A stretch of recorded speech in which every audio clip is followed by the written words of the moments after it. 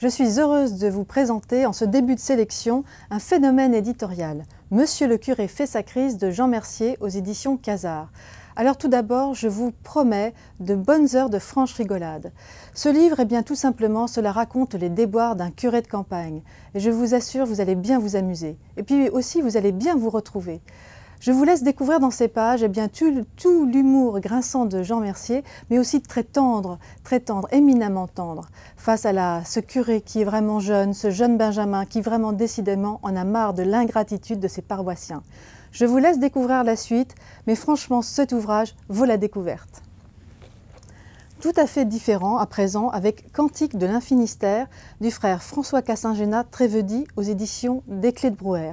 Alors tout d'abord, le frère François est un auteur spirituel immense que nous aimons beaucoup à la librairie. C'est l'auteur de Ces étincelles ou encore de Sermons aux oiseaux. Et bien ici, vous allez le découvrir dans une balade aussi bien intérieure qu'extérieure en Auvergne. Pendant de longues semaines, il aura arpenté les monts du Cantal, entre autres. Et il nous convie à une ode, à l'émerveillement face à la création, et puis aussi l'émerveillement face à la beauté des hommes.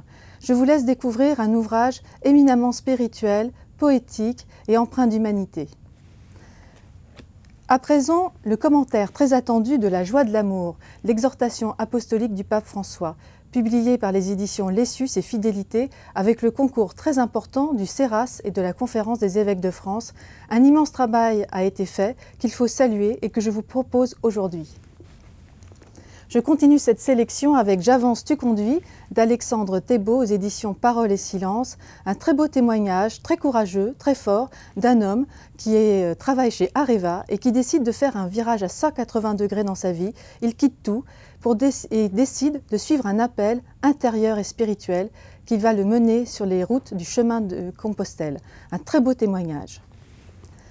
La parution importante également d'un traité de spiritualité du père Jacques Philippe, Si tu savais le don de Dieu, aux éditions des Béatitudes, un immense auteur qui nous a déjà vraiment ravis avec la liberté intérieure. Ici, il nous revient avec un ouvrage sur Apprendre à recevoir.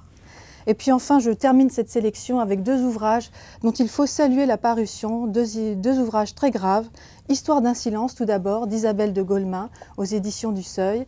Isabelle de Golemin, rédactrice en chef adjointe du journal La Croix, a publié une longue enquête sur une affaire qui aura bouleversé l'Église catholique de France, l'affaire Prénat.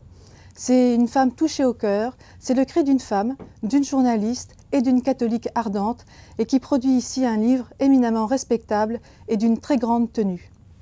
Et puis enfin, un petit texte fort et percutant, Martyr, vie et mort du père Jacques Hamel, de Yann de Volder aux éditions du Cerf, un très beau livre qui retrace la vie, la personnalité du père Jacques Hamel qui a été tragiquement assassiné en juillet dernier. Et c'est aussi un très beau témoignage sur ce qu'est la vocation d'un prêtre.